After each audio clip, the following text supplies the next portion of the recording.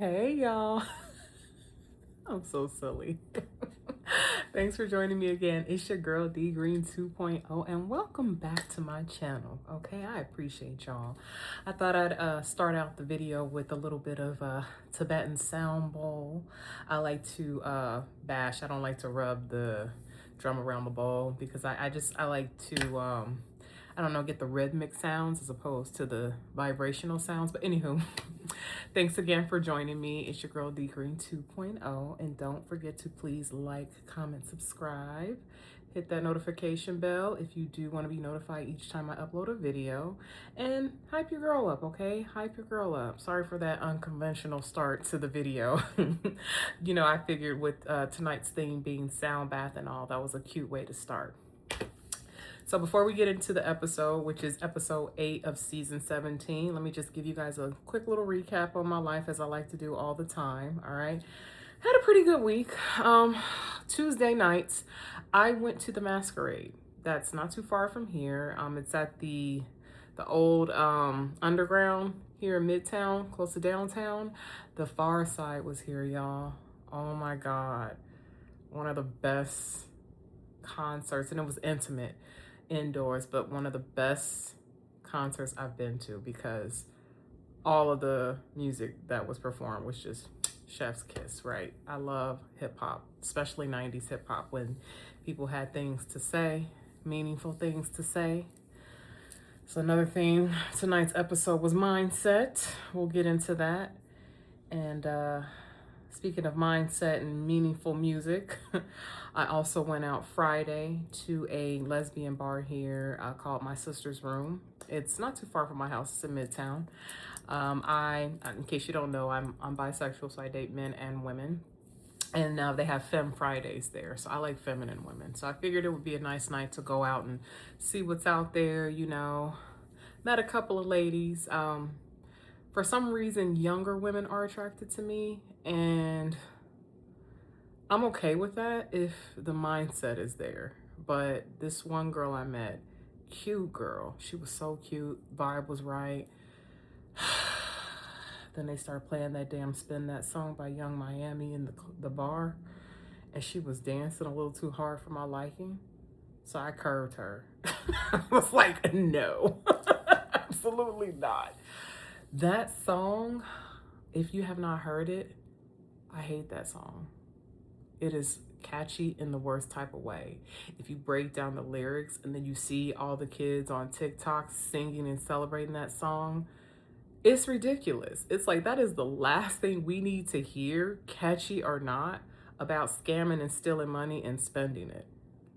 Like, really, like, I just, I know I'm getting older because that's literally all I hear when I hear that song and you break down the lyrics. I just don't understand the concept, but I mean, this is Young Miami, no disrespect.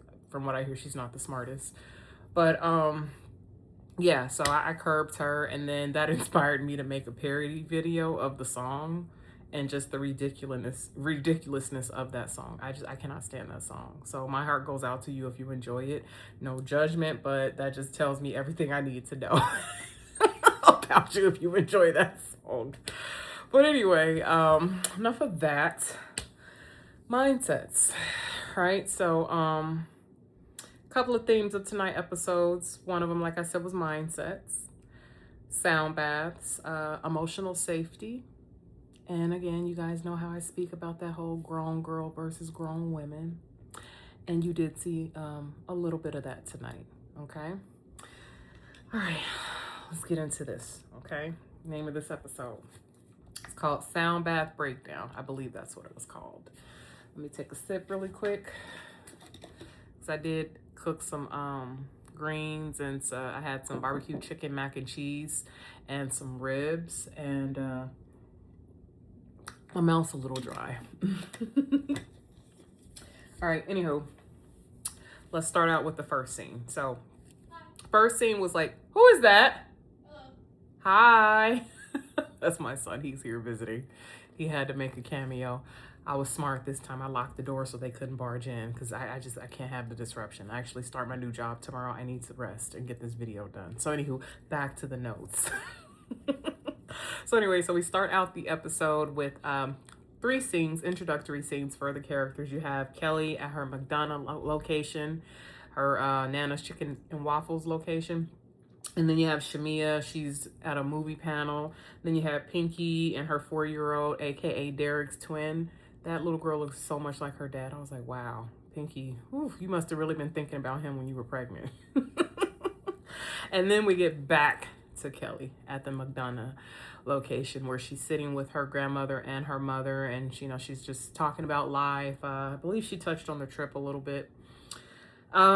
She says that this new location is taking a lot more out of her than she expected. Even her mother adds to that, because her mother says that there's been a lot of training that needs to happen there. So I guess her mother is like the manager or main person in charge. And then Kelly said in her confessional, which this confessional got a lot of pushback in the media because she wore a Tom Ford t-shirt. I don't see the issue in it. I mean, honestly, I'd rather see Kelly dressed down in confessional versus too overdone, because Kelly is so small. And when she has all that stuff on, it drowns her out. So I kind of like this whole t-shirt confessional that she had. But anywho, so she says in the confessional that her mother basically does everything for her. And while I'm in the spirit of including your family on your business ventures, I don't feel like you should let anybody run every aspect or do most of the work in your life. No one is going to manage your life. I repeat, no one is going to manage your life better than you manage your own life. You can have help, but no one really knows. So I commend her for having that much faith in her mother to run her business. But when she said that, I was thinking like, girl, with everything you got going on, no. I mean, yeah, you probably need the help and the support, but no, you need to have your hands on everything. All right, so she's telling them about how she did her books, and financially she's drowning and she's barely getting any sleep at night. Kelly's story, I'm like, I know she'll get past this, but I know when you're going through it, it does not feel good. Everything she's dealing with, the reconstructing, the like trying to rebuild herself and then recover after a divorce. In my case, it was the death of my husband and then having to financially bounce back after that relationship I was in and then start all over. You do have those sleepless nights because you're investing. That savings is draining. And then if you're a single mother and there's single income, like she mentioned, that's stressful. That is so stressful. So, as obnoxious as Kelly is, and like I said, I don't see it for her, when she's in those vulnerable moments, when she's talking about her situation, I totally I'm on board with her, because I get it. That's hard. That is so hard. So I hope she lands on her feet, which I'm sure she will. But anyway, so she also mentions that her husband or ex-husband interfering with her filming with her daughters. She got emotional about that because she says it cuts into, I mean, she's not going to say this directly, but I like I said, I kind of watched this. I've said this before. I watched this with fourth wall eyes, depending on the situation. I know what she's meaning when she says that's a big part of my life. They're paid episodically. So depending on how much they're featured in an episode or if they're even featured, that's how they get paid. So if Kelly's big part of her life are her daughters and she's not able to film, I could imagine that cuts, into her paycheck. In fact, there was a scene where she was with her older daughter and you could hear her talking to her other daughters, but they didn't film them, of course. But, I could imagine that could affect her negatively. So she said something about how the child support's finally coming through, from old boy. It's going to be like $50,000. Not sure if this was a monthly amount, which I doubt it because I can't see him being able to afford $50,000 a month in child support, but maybe what's back owed, and I guess they're going to work that out and get that paid for her. So my heart goes out to you, Kelly. I wish you the best. Even on my own worst enemy, I don't wish that kind of suffering. You don't know it until you go through it. And once you go through it, no matter how you feel about somebody, you don't wish that on them. I mean, if you're human. Mindset. If you got a good mindset. Anyway, so now I'm 50-50 on this one. Kelly announced that she has a boyfriend that she's been dating for a year. And then I thought about, then why did she bring old boy to the party at the beginning of the season? But that's a side note. So apparently she's been dating someone named Jarvis for a year, and that's actually not his real name. She's using that as a name, and they got it from Iron Man. Shout out to you, Marvel. I love me some Marvel. But the fact that it's been going on for a year and we haven't heard anything about it, I was like, you're not showing all of your life. However, doing so on a show like this, depending on the person, and especially if you are still getting to know them, the exposure, all of that comes with it, I don't blame her for protecting her relationship. So there is that, so, at least you got somewhere to land going through all of this, Kelly. It's better to have someone on your side when you're dealing with all of this, because at least you can lay your head down at night or talk to someone or have someone to console you. So that's a good thing. That is a good thing. And then I'm with Grandma on this. Grandma asked, did he have a W-2? Because, that's her standard. And I'm with you, Granny. If he don't have a W-9, he better have a W-2 or something, or both. Anyway, so now we get to the next scene with K. Michelle at the dentist. Her husband's with her. I didn't think anything of the husband not being her primary dentist. I mean, I wouldn't personally mix business with pleasure myself. I mean, again, I don't want to be mad at you or be asking you all these questions if you do any work on me. So no, do your own independent thing. And even he said, the husband, that family and friends make the worst type of patients. I bet they do. So then she's telling him about Dallas and how she's trying to be calm and how she presents herself. And then she elaborates on the weird dynamic between her and the ladies. The husband asked her if basically what she's feeling, are these feelings mutual with anyone else see this? And I that wasn't lost on me, because then I was like, is he trying to say that she creates issues in her head? But I'm not going to go there. I'm not going to read too much into it, but I did think that was pretty odd that he asked her, was she alone in thinking this? And she's like, no, I know what it is. I see what's going on. And like I said last week, K. Michelle's not crazy. She's not a fool. She knows what's going on. And shit, when I was watching Drew tonight, Drew looks suspicious. Am I alone in this? I don't trust that Drew. Drew made herself look so guilty in that last scene. I'll talk about it though. I'll talk about it. But anyway, like I said, Kay is not crazy in her assessment. Oh, side note, let me correct from last week. So last week I said last season they went to Bermuda. No, they went to Grenada. My bad. I told y'all I didn't watch last season, and I don't know why I had Bermuda on my mind. But that was my bad. I was like, let me correct that. All right, so anywho. So, let's see. Oh, tying up K. Michelle's scene with her husband. So she's debriefing him, and they flash back to a scene. I guess she was at Pottery with Kelly and Phaedra. And so Kay was telling them in the scene that she knows of a plot that Drew and Portia was on to basically try to embarrass her and bring something to the table for us to see and just put her on the spot. And Phaedra did say she knows about the black thing, but she doesn't know about anything else. What that told me is, again, Kay's not crazy. And Phaedra knows Kay's not crazy. And then Kay said in the scene, in her confessional, she likes that Phaedra knows when to stop playing with her and when to back off. And that's why she's going to, kind of go easy on Phaedra more or less, or give her a pass. And it turns her on that she knows not to play with her. And I'll give Phaedra that. Phaedra's very clever. That's what she does. That's why she's able to cross over with so many different fans, because, Phaedra, she's crafty. She's crafty, but, that's that on that. So, next scene.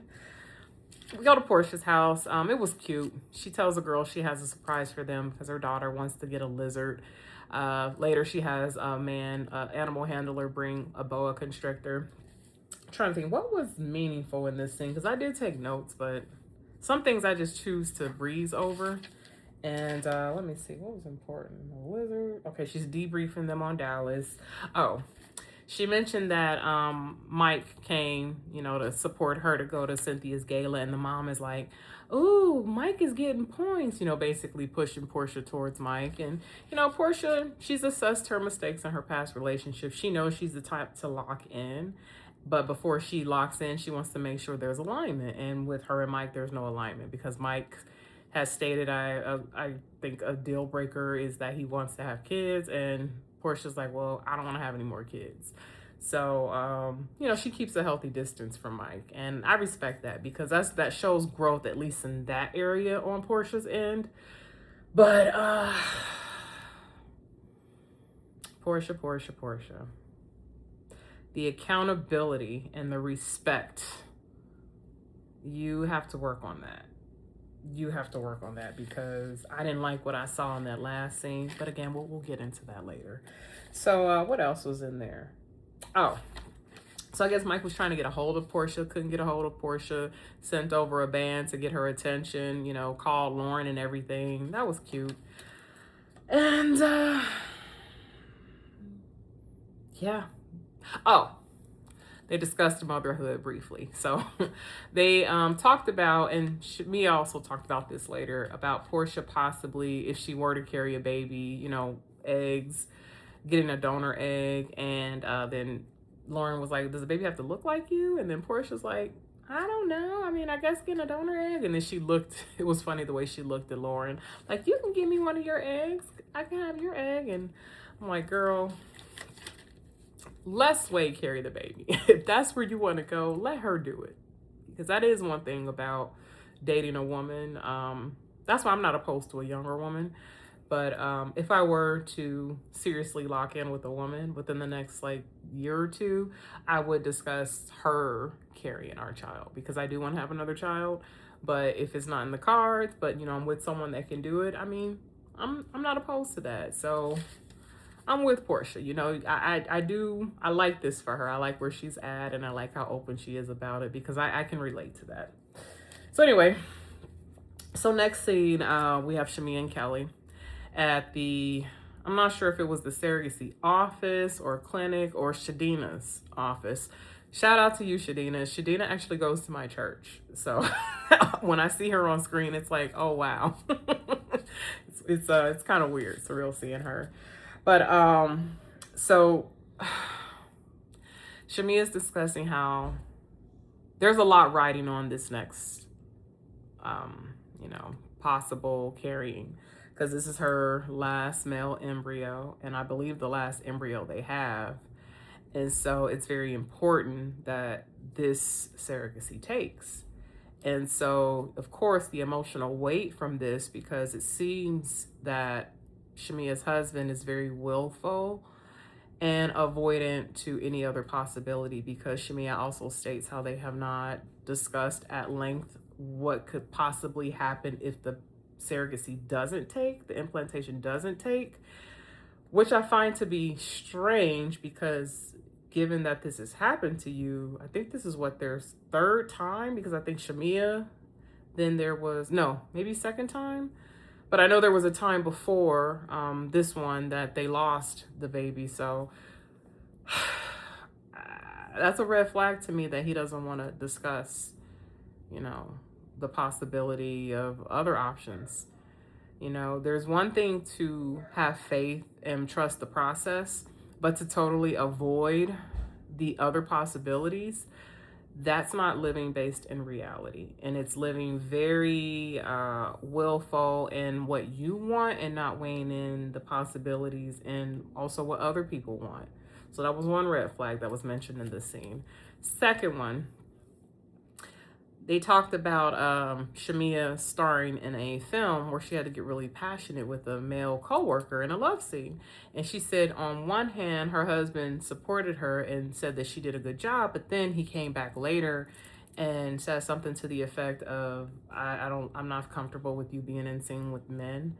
Knowing that Shamea is an actress. I mean, Shamea has been acting for a while. She was actually in that Tyler Perry movie, Temptation.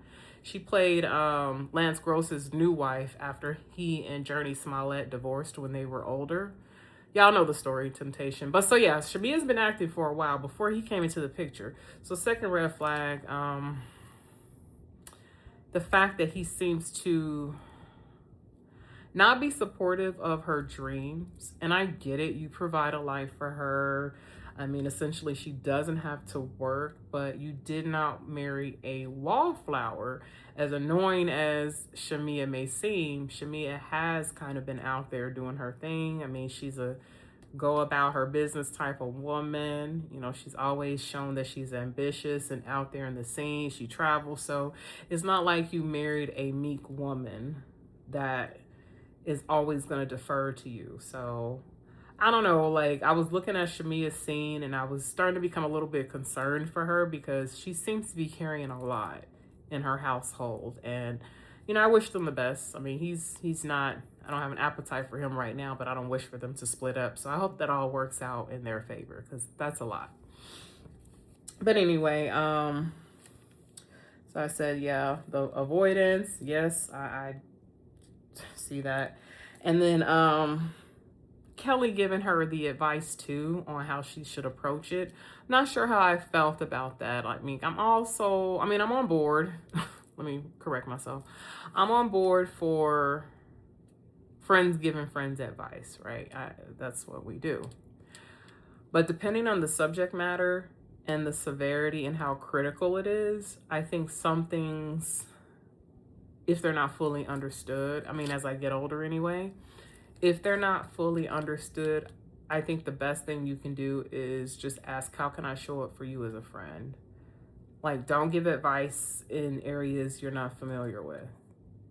And what I mean by that is, Kelly, you're not in a position or have been in a position where you're married to someone who's very wealthy, who's African, and you all have suffered multiple miscarriages and you have a child with special needs, you know, and surrogacy. You see what I'm saying? Those are issues that you don't identify with. So I don't know, as I get older, support shows up differently in my intimate relationships. You know, sometimes the best support you can give someone is just being present. You don't have to say anything. You don't have to do anything. You just tell them I'm here in the capacity you need me to be here. So I was a little, you know, perplexed and kind of like taken aback at the type of advice that Kelly was giving Shamia, because not that she was undermining Gerald, because she did say, I do respect Gerald, but at the same time, it's like, girl, your problems are not her problems. So just kind of sit this one out. Okay, don't say anything. And then they discussed in this scene as well, using a donor egg. In this case, it would have been Shamia's sister. Shamia says she doesn't know how she feels about that, and she doesn't know if she could look at a baby and say to herself, that's my sister and my husband's baby. I mean, I guess when you put it that way, it can come off a little weird. So it's not for everyone, you know. Do what you can handle. All right, so next scene, we've got Kelly with her oldest daughter. I'll breeze through this. They're just going over, you know, some of the baskets that she got, you know, for college. And then they're talking about condoms. And, you know, Kelly's asking her daughter if she knows what that is. Her daughter was very descriptive and knew exactly what it was and what it was used for. And, yeah, we'll just move on to the next scene because not much really happened. So now we get to Portia on a date with Miss Sway. And I think they were at a speakeasy bar that's not too far from my house. It's got like this little red telephone booth looking entry. I think it's on like 5th Avenue, not too like down the street here. So I was like, oh, they're in Midtown. Anyway. So at the date, it is revealed that they actually, I don't know if they had a date there or they met there 10 years prior. Portia says 8 or 9 years. I mean, give or take a year, it's about the same timeline. But they're reflecting on the meeting and Sway, you know, saying that she gave Portia her number and then Portia ghosted her.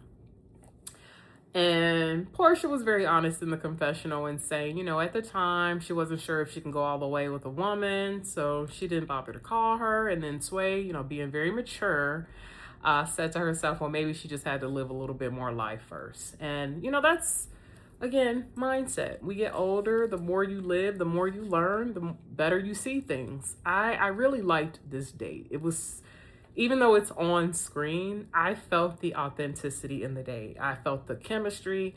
I love Sway's vibe. I was like, okay, I can see why she's attracted to her. I can see why she dates her, because I love a person, not just a man or a woman, but a person that knows who they are, knows what they want, knows how to articulate what their intentions are, understands their intentions. And yeah, they're just there.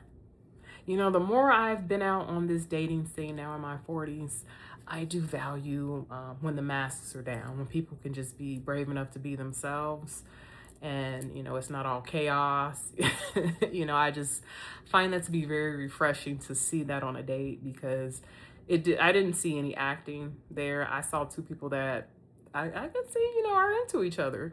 Like I said, I did see them at the natural hair show that I went to back in April. They were together. No cameras were around, none of that. And they did look like they were together. So, shout out to y'all. I love that for you, Portia. I do. I hope I find my, or whoever, it ain't finding. I hope my prince or princess charming finds me in that way, because I dig in the story.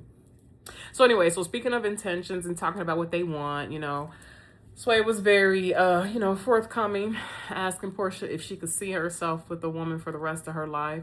Portia was cute, flipped it on her, was like, did you just propose to me? And then Sway, not doing that stupid thing that some men do, Sway leaned into it like, damn, I guess I did. Okay, bring the ring. Joking, just, I love that. I didn't see any red flags in that date. And then, Sway set her intention. She said she wants to lock something down within the next year. She even, I believe, said in the scene that she would be open to carrying the baby. So everything that Portia wants is lining up in the form of Sway. And, they're asking, I think it was asked in either this confessional or the confessional with Portia at her house, if Portia, if she had to choose who she would choose. And Portia says she wouldn't choose anyone. She's kind of getting the best of both worlds and figuring it out. And, she owes that to herself, especially if she's being honest about it.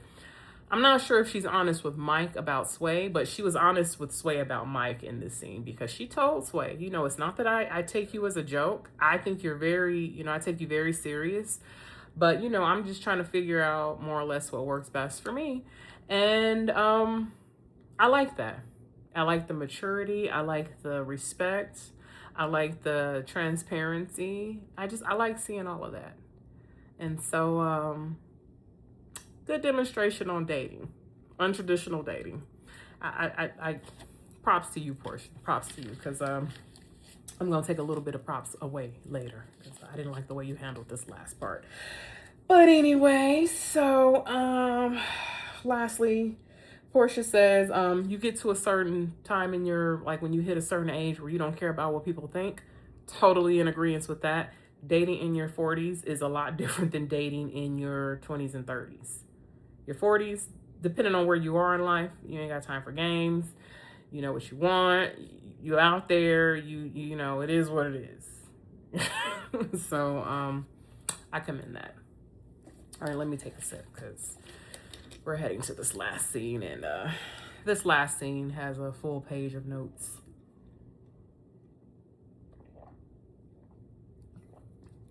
Oh my God. I'm gonna sleep good tonight, y'all. It's been raining here in Atlanta, and I start my new job tomorrow. Get some good sleep. All right, so we got Phaedra's event.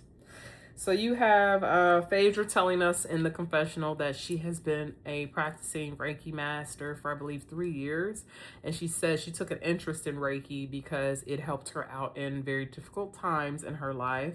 If I'm looking at timeline and, you know, knowing what Phaedra's been through, I'm going to assume that this happened, if she says for the last 3 years, and she's mastered it, so 2022.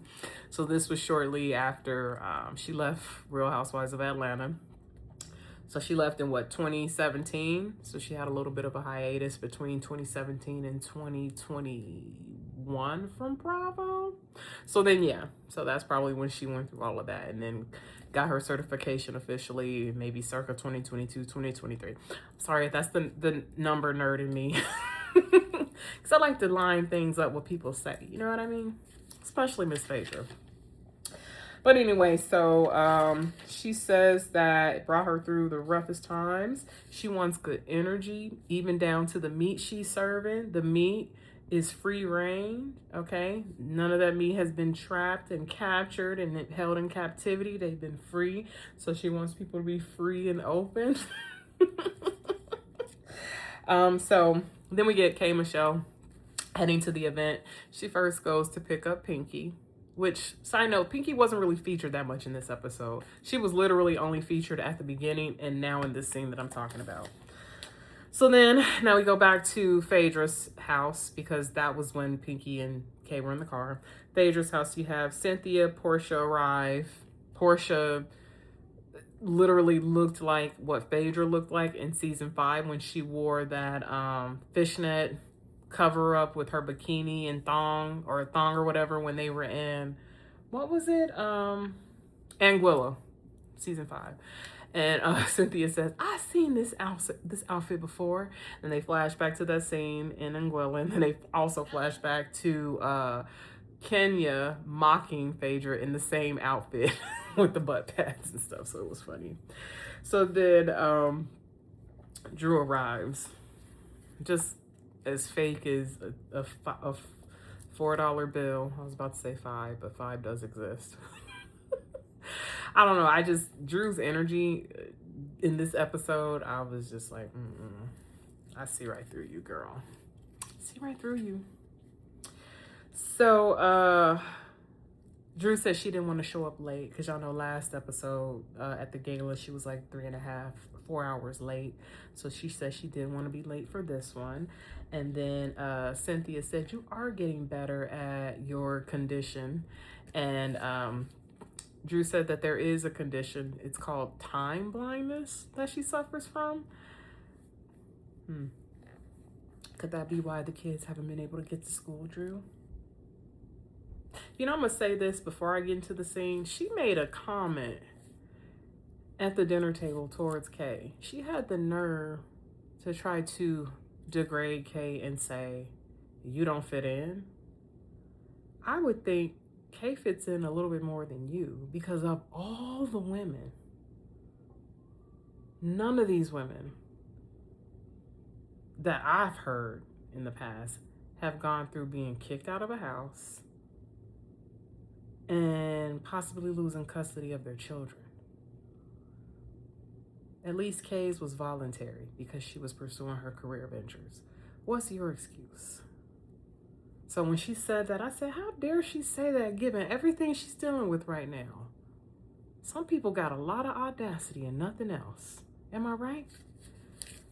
Anyway, like I said, y'all, I was not feeling Drew this episode. Not at all. So after Drew arrives, Angela arrives next, and they flash back to K. Michelle and Pinky in the truck or Sprinter or whatever they were in, talking about the situation that happened in Dallas. And then this is where Kay loses me. I'm with Kay on everything she mentions regarding Drew and Portia, with the exception of this said ex, because his involvement in any of it, I don't feel needs to happen. The only thing I will give her is Portia in the spirit of girl code, right? And having a mindset of offering emotional safety to someone that you say you're trying to be friendly to and set the stage of friendship. Even your good friend Phaedra agreed to this in the confessional. That is girl code. Whether they were dating when y'all knew each other or not, once you realized this was an ex of Kay's, you should have told her. You should have just mentioned it. If it's nothing to you, it should be something enough to where you can mention it to your friends so that nothing gets misconstrued and that she knows she can trust you. It's just a small thing to ask of someone, right? I'm always suspicious of people like Portia, meaning when you bring something to their attention that bothers you, right? Instead of trying to meet you with understanding, they meet you with defense, and then they try to deflect and put it on you as if you're being unreasonable. And so that is the tactic of someone that I call grown girl in this case, because how hard is it of you to just acknowledge what she's saying instead of going on the defense? You actually make yourself look a lot more guilty. And, you know, Portia, growth or not, that seems to have not changed about her. We really got to see it when she had her spinoff, especially in that scene with, may she rest in peace, her cousin Londi, when they were sitting down. Y'all remember that scene where they were sitting down and then Londi, you know, tried to talk to Portia about finding out that she told Dennis to fire her. Portia flipped it 100% around on Londi and did not give Londi the space to air her grievances. She turned it into something about her. So that is the same thing I saw tonight with Portia. But anyway, so yeah, I said I'm not really into this story. I really don't care too much about the ex, but I do care about the whole girl code aspect of it, and just being transparent with someone that you say you want to make feel safe in this friendship, right? And in this friend group. Anyway, so then they're late picking up Shamea. Shamea is like, you know, complaining to them over the phone, like, I don't want them to think that I'm on purpose or whatever. You know, you get what's going on with Shamea. Shamea knows her standing in this group, so she's very careful.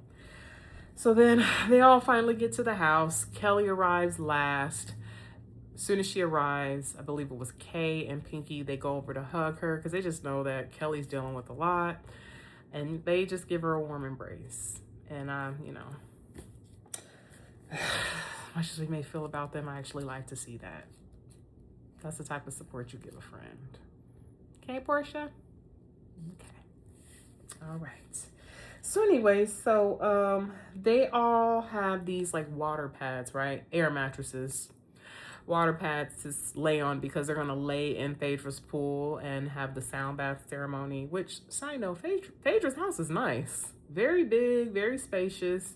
I believe this one is in Buckhead. So I was like, oh, you go, Phaedra. She's come a long way from that little red and white house she had with the cute landscaping in the front. Y'all remember that house from seasons 3, 4, and 5? I was like, okay, Phaedra. So anyway, so they're setting up. They're all laying on their pads, getting ready for the ceremony. Shamea is sinking into hers, and this was so funny. In the confessional, she like sinks like this as if she's sinking on the, like trying to give us a visual of what it looked like. I just thought that was so funny. She said, they trying to kill me. Do they not like me that much?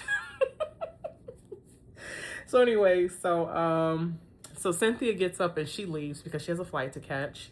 They conduct the ceremony. It was very beautiful. I loved it. I'm into all of that. Sound baths, Tibetan sound bowls, all of that. I think it all matters. Okay, it's not just reading a book or following religion. Taking everything that you can, you know, to align yourself and ground your spirit and connect, because it's all important, and that does work. Like I have sound bowls. I have one for calming myself down, for centering myself, and I even have a higher pitched one that helps me focus. It's called a clarity bowl. So get into it. Don't knock it until you try it. Because Pinky was saying something about, oh, I don't know about this. I never did this. This was kind of cultish. I said, Pinky, don't do that. Don't demonize it. That's what they did to us. Anyway, so once this is done, they all convene and they go to dinner. Sit at the table. And Kay, and let's not let this be lost on us, Kay was very calm. Kay was very respectful. Kay was very direct. And she was coming in peace. I'm just going to say this before I get into anything else. So she's giving her, you know, insight on the event and how it made her feel. And it was just, you know, good for her. I'm paraphrasing, but she says this is inspiring her to calmly open up and come in peace about Dallas. So she starts sharing, you know, about the plot, and again, pay attention to her energy and how she's speaking. This is not the Kay that we're used to. She was very intentionally trying to come correctly. All right. So as she's saying this, Portia immediately goes on the defense, basically listens to respond, because I don't care how you feel about Kay, with the exception of the ex-boyfriend thing. But what Kay was presenting to you, if you really want her to feel safe and trust you, instead of defending your actions, acknowledge what she is saying and accept it. Just because you don't agree with it does not mean it did not happen for her. That's a true narcissist for you. I remember telling someone, I'm not going to mention who they are, but if they watch this video, they know exactly who they are. I was at their house in California, and me and this person were getting into it because this person always wants to come off so self-righteous and judgmental on everyone's life. And they're quick to tell you where you go wrong. But as soon as you call them out on their things, and as soon as you expect for them to show up for you and in a way that you need them to show up and offer support, oh, if they don't agree with it, they're not going to do it. And they actually give you conditions. And this person's in their 50s. Okay? And so I just basically told this person, you know, you're quick to call out somebody being a narcissist, but you're a little bit of a narcissist yourself. And quite frankly, we all suffer from narcissism. It's just some people don't see it and they have it a little bit more than others. And so I do pay attention to that a lot now in my 40s, and how people show up and how, you know, they let other people feel, or if they even care about people's feelings. Because you got a lot of people out here who think they're doing right. And when it gets down to the nitty gritty and them really relating to people, you find that they are very broken and lost and don't really see the error in their ways. So I was getting kind of triggered when I watched how Portia handled Kay, who again was being very clear, very direct, and was coming in peace. And she had her points lined up. In fact, she was even saying it. And then as Portia's getting defensive, you know, Kelly said her little piece in the background. And then Portia, no, I think it was Kay, was like, yeah, you were... Because Portia's like, well, what was I trying to expose? Why would I try to expose you? And Kay is like, why would I tell you what you're trying to expose me for when you already know what you were doing? And you have an exposing spirit. I mean, she wasn't lying. Portia has put that, oh, this is what happened type of thing out. I mean, season 9 ring a bell.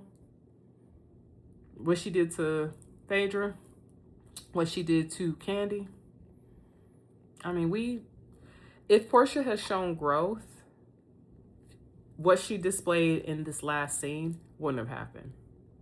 So she hasn't grown everywhere. And it's okay, we're not perfect, but you're not going to sit here and try to convince me as a 42-year-old woman that Portia was right and how she was coming with Kay. If you do, hey, mindsets, I get it. That's how you feel. But you may want to assess your mindset a little bit, because just to sit here and try to say Kay's being crazy, that's a character flaw. I'm sorry. It is what it is. Speaking of which, so Kay says, because someone's like, oh, this is what she said too, which again, I couldn't disagree with her. When Portia's basically saying you could have come, you know, to me in the beginning about how you felt. Well, Kay's like, look, when I first sat with you and met with you, you were basically blindsiding another woman about someone she slept with. So that's my first example of being around you and seeing how you are. And then when you mention the whole thing about the miscarriage, the slip up, that's going to put me on defense because I don't really know what your intentions are. That's more or less what she's saying. How Portia couldn't understand that was beyond me. You see what I'm saying? It's like people, they never want to see how they are. And that's the thing. If you care about people's feelings, and once they show you how they are, you are, and how you made them feel, reflect on that. Just think about it for a second. It doesn't take that much, especially again if you want her to feel safe. That's just me. So anyway, so as soon as Kay says, you know, there was 3 things. So there's the miscarriage thing, there's the tea room thing, there's the whole ex-boyfriend thing, then there's Black. I don't know if this was an editing issue, but someone said point number 4 and then they went into Black. I believe point number 4 was actually the X thing, but anyway, editing thing. But I did notice that. So as soon as she says black, Drew comes in. "Oh, you gotta stop mentioning him. Drew, shut the fuck up. That's all I'm gonna say. Just shut up. I didn't like your attitude. I didn't like the way you responded. I didn't like your facial expressions. I didn't like how you were trying to say she sounds crazy. It's the voices in her head, all that stuff you were saying. Just basically trying to throw her mental health out to be assessed. Girl, we need to throw out your mental health too, because again, out of all the women that have been on this show, I have never heard of any of them possibly losing custody of their kids. So, like, enough. Enough. Drew really pissed me off. In case y'all don't know, she pissed me the fuck off.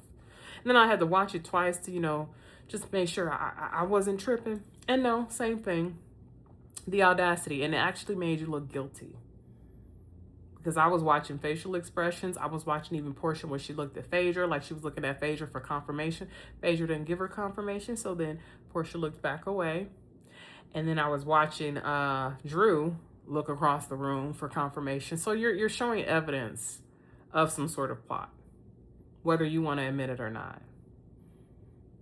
Anyway, so Kay starts, defending herself and saying she can do whatever she wants because Drew tells her not to mention Black's name. And then they start going back and forth on, Kay obviously being obsessed with Drew or ignoring Drew or whatever, running down her resume. She knows a lot about her. And then Kay says it was easy to run down your resume because you ain't done shit. Okay, Kay, I get it. You've achieved a certain level of success, but let's not, downplay Drew's accomplishments, whether they're big to you or not. She does have a resume and she has been acting for a while.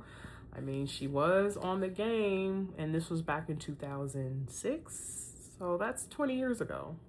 She's been acting even before you were on reality TV. So, again, maybe not on your level, but let's not throw away everything she's done just because you don't agree with her. So anyway, so they're doing that thing, and I'm just like, oh, just Drew, shut the fuck up. And then, let me see, so Black, Kay corrects and says, oh, so then someone said, I forget who it was. Okay, so there was 3 things, and then Kay's like, no, it was actually 4, and I was actually in the middle of explaining what it was, and then she gets into that whole diatribe about the ex, and again, she loses me because I really don't see why he should be brought up. The only thing I'm going to agree with is the girl code aspect of it. Yes, whether you thought it should be mentioned or not, Porsha, you did. If you're saying you brought Kay into this group, right? You're saying you want her to feel safe with you as a friend, right?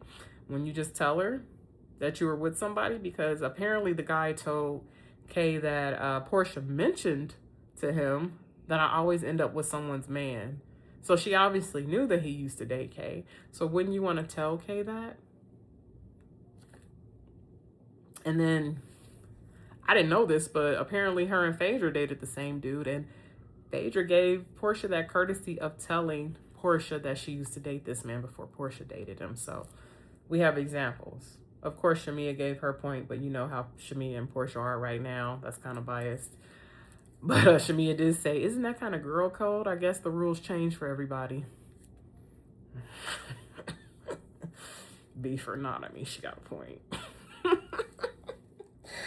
So, let me see. So she said, I always am. Okay, and the someone's man. Yeah, that. So then, also in the confessional, Angela's like, why is Kay surprised? Because you know how Angela feels about Porsha and her hold'em. I'd be glad when she mentions that in person, though, because she always seems to bring up her disdain for Porsha in confessionals. Angela, that's going to catch up with you.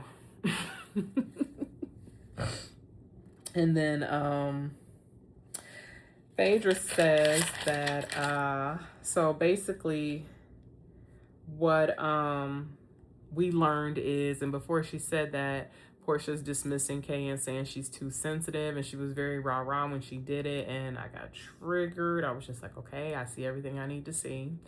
And then to end it, like I was saying, Phaedra says, so basically what we learned is, and then Kelly comes in, that Porsha slept with all the Nigerians in Atlanta.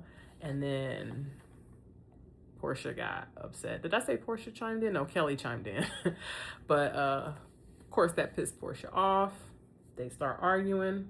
Kelly is sitting right next to her, which I don't even understand why that seating chart happened, because you know these two don't like each other.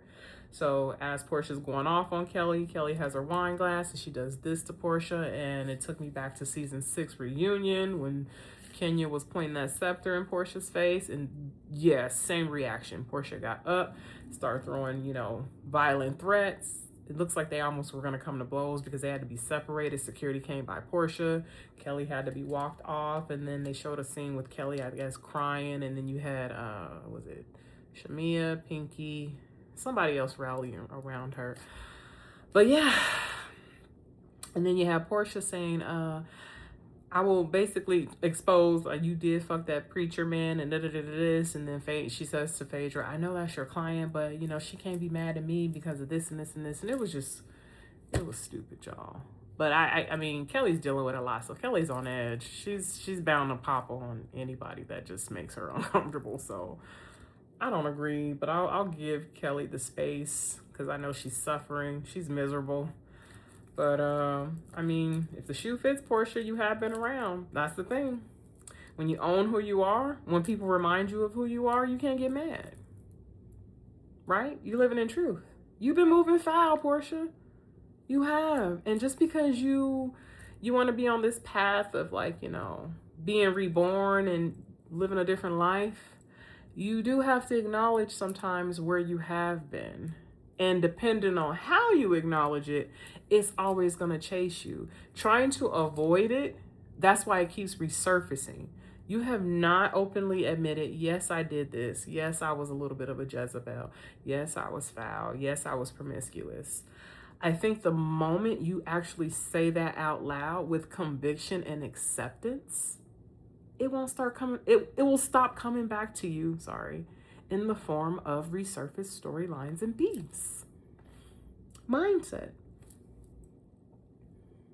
That's the thing. You have to speak it out loud. A lot of people feel like you don't owe. I'm done with the recap, but you know, I'm just talking about a whole mindset thing. The thing is about sinners and saints, okay? You could be a saint and you could be a sinner, and depending on the order, it's always going to interchange, but you can't be amnesiac. You know, it doesn't absolve you. And it's not that people are throwing in your face what you did. It's just people want to see some accountability. That's how you really trust someone, if they've really changed and grown from what they've done, is if they can admit where their shortcomings were and where they stand with that. But to do this, people are exposed to it, and then to not give people the space, kind of like what Cynthia said with Pinky, how Pinky likes to start the conversation, run the conversation, and end the conversation. Same thing. You want to elicit the experience, endure the experience, have everybody be exposed to the experience. But if people are traumatized, or, you know, have some thoughts on the experience, you don't want to hear about it. No, especially living openly. So if you don't want this to keep being brought up, you're going to have to address it. And that's just my take on it. But takes a certain mindset, right, y'all? Takes a certain mindset. So whether it's a low vibrational, high vibrational, I don't know, but it's definitely a mindset thing. So make sure your mindset is right. Okay. All right. And on that note, I'm going to end it here so I can get ready for bed, so I can sleep well for my first day tomorrow. But thank you for rocking with me. I hope you all have a great week, and I will see you next week for episode 9. Peace and blessings, y'all. Bye.